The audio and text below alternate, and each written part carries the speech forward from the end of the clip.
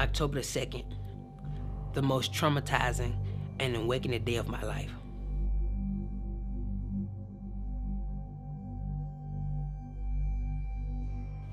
Me and Rob will be married 3 years in this October, and in those 3 years, God has really been growing him, and the way he has been dealing with him has been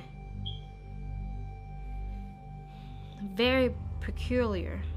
I mean, the dreams that he brings to him, you only know that it's from God because man couldn't think of these things. I mean, and he backs it up with his word. So the dream that you are about to hear is really a testimony from God. And I suggest when you watch this, you not only just watch it and feel that it's something to entertain you, but you evaluate yourself and you make sure your house is in order for when God comes, because no man knows the day or the hour. Because I had to do the same thing.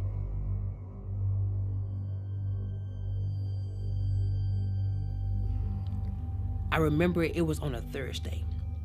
Matter of fact, let's take it back. Wednesday night, I found myself looking at these different YouTube clips and watching different out-of-body experiences and different films that, they used to scare me. And I would watch it and it would blow me away. It would catch my attention.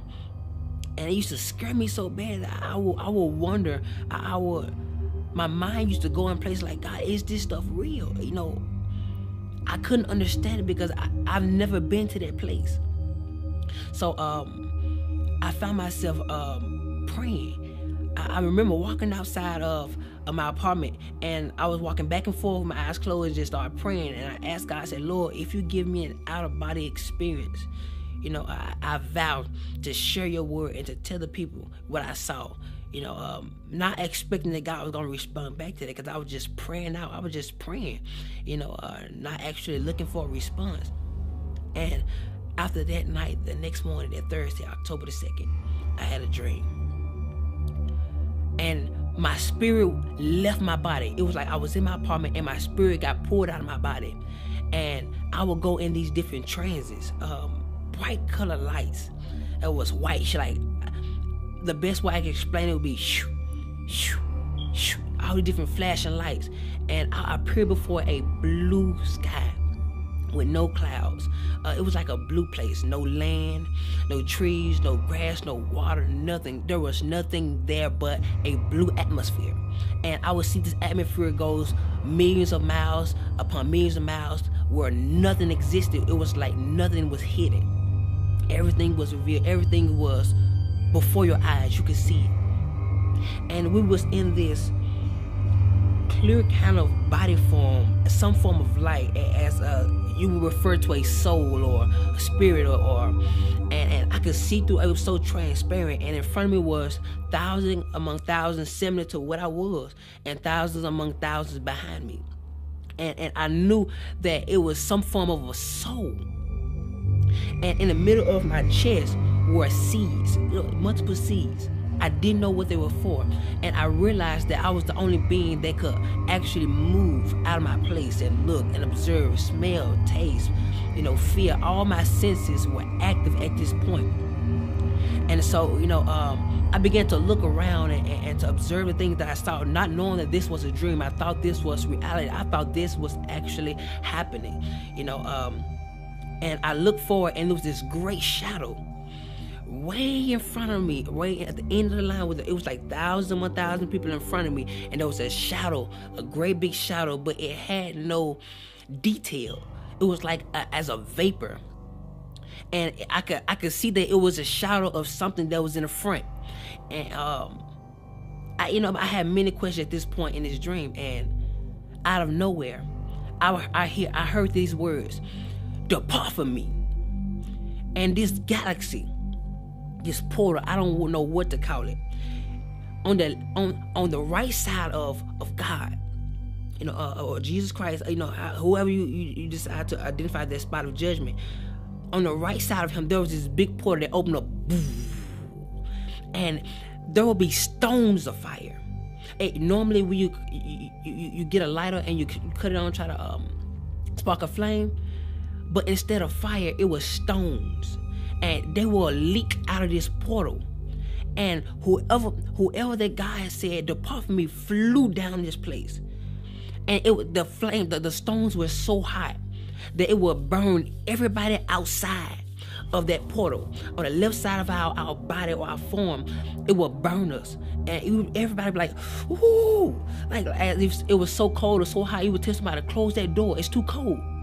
That's how hot it was, and the portal closed. And then he sent them so fast that the screams were late. I would hear, "Ah!" Like it was like, "Depart from me," and it closed up. Then the screams come, "Ah!" And it terrified me.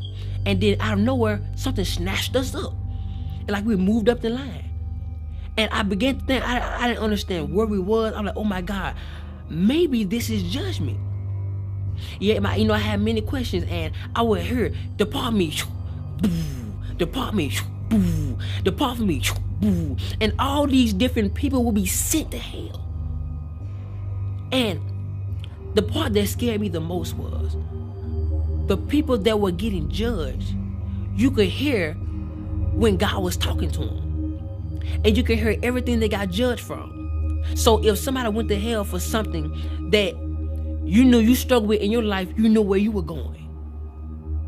And so I'm just seeing people go, sit there, boo, boo. And I'm seeing the flame, and it's just constantly burning everybody outside that haven't been judged yet. And I could hear some of the people talking to God. And I remember there was a woman, blonde hair, and God was talking to her. He said, "I'm not judging you for what you put on Facebook, but I'm judging you on how everybody else received it." 300,000 people were led astray by one of her Facebook posts. And he said their blood was on her hands. And out of nowhere, he said, "Depart from me." And I'm talking about, I couldn't express how powerful his words were. It's as if he said, "Depart from me," and everything shook. And she was sent with great force. And the portal opened up. She was gonna fly, and it would close.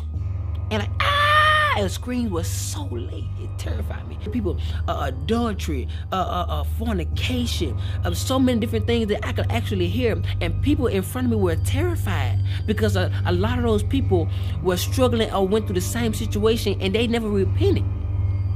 So 1,000 sent here.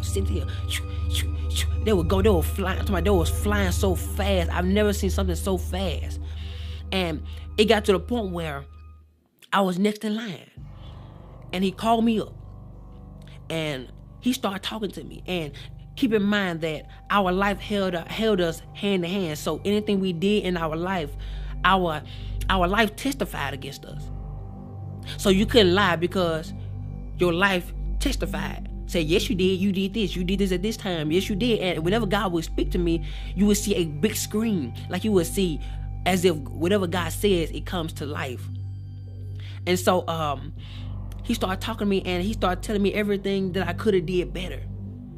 And at this point, I'm like, okay, God, I could have did this better. I did it, I did okay with it, but I could have did better. So he began to say other things, and he brought up this specific woman. And he asked me, why didn't I forgive her? And he gave me her specific name. I'm not going to say it. He gave me her specific name. And I knew exactly what he was talking about. He asked me, why didn't I forgive her? I said, I did, God. I did forgive her. He said, well, if you forgave her, when you get on the phone and talk to her, why is it that you treat her like the situation happened all over again? And I'm like, God, but I did forgive her. He said, well, if you forgave her, why are those seeds still in your chest? And I looked down. I was like, oh my God. That's what those are for. Those are seeds of what I did in my life. The things I didn't forgive.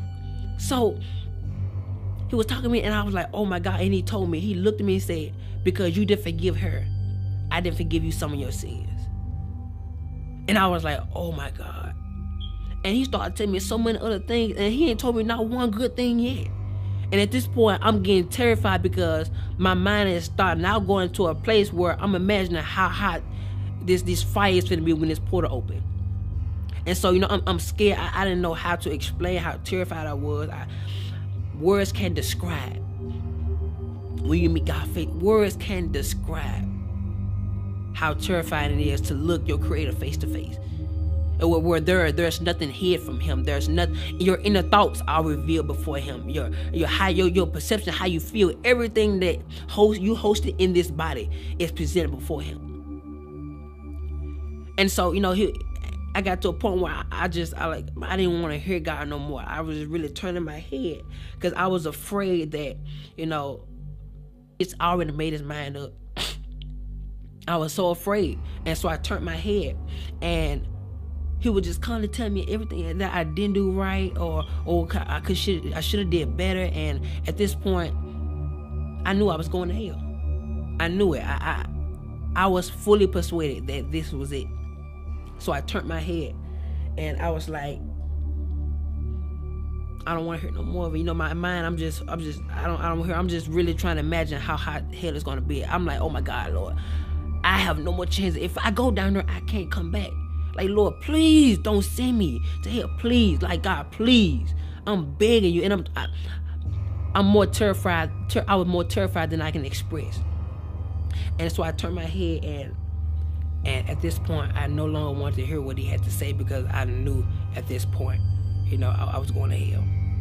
And I would have my head turned, and out of nowhere, there was this one feeling that would come over the interface of my soul. And I would turn my head, and it would go in slow motion, and the tears would fly from my face. And I looked at God, and I was looking at his judgment. What was going to be my judgment? And he looked at me, he said, face to face, you don't get a well done. You get a you barely made it. And he stepped back and said, come.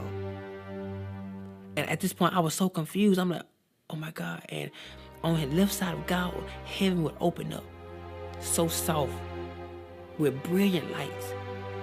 The colors were indescribable. Like colors I've never seen before in my life. It was so pretty, so amazing. And the colors will blossom as they grow, and the heaven will open up so gentle. And I will walk toward that direction, and my hand would go in the portal. And when my hand went through, it got bigger. My arm went through, it got bigger. It was like I was growing into a mature state of a glorified body. And so my leg went through, like got bigger, and you can see how big I got on the other side. And how my soul was being transformed into a glorified body. And my body would go through it, and only piece that was left behind was my leg. And right before my last foot got in, I woke up. The dream scared me so bad. I was underneath our living room table for hours. I was so terrified. I was terrified to move. I was terrified to do anything, because I was afraid it was going to be added to my judgment. I thought that was the judgment. That didn't feel like a dream. I could feel, I could taste, I could tell you how it made me feel. Everything was so alive in the dream. And at that moment, I was asking God, why did you give me this dream? He said, because I want you to warn my people that the things which you saw are the things that shall be. And I didn't realize that what I prayed for and the vow I made before God, that he was going to fulfill it. Now he's looking for my aim to be fulfilled. So that's why I'm here talking to you right now. Forgive. Let go. I couldn't describe how many people that allow for unforgiveness to grow in them, and it caused a bitterness, which caused them to do things that they got judged for. That thing caused them not to make it to heaven. I was terrified. It was so many people went to hell. And it felt like I was the first one. Like God, it was thousands among thousands of people in front of me. That is scary to me. So today I encourage you to get it right with God. Get it right with your fellow friends, your enemies, the church hurt that causes you to attack people in silence. Go get it right. Because hell is not worth it. God scared me so bad in this dream. But I knew it was for a reason. So today, choose love. Accept Jesus Christ as your Lord and Savior. Believe that He died on the cross for your sins and my sins. And that He died, but He rose on the third day. Believe that He's the Son of God. Read the scripture and apply it to your life. So that when Jesus come back, He don't see your flesh, but He see His word. I encourage you today. Forgive, love, and watch how God change your life. I thank you for watching. Be blessed.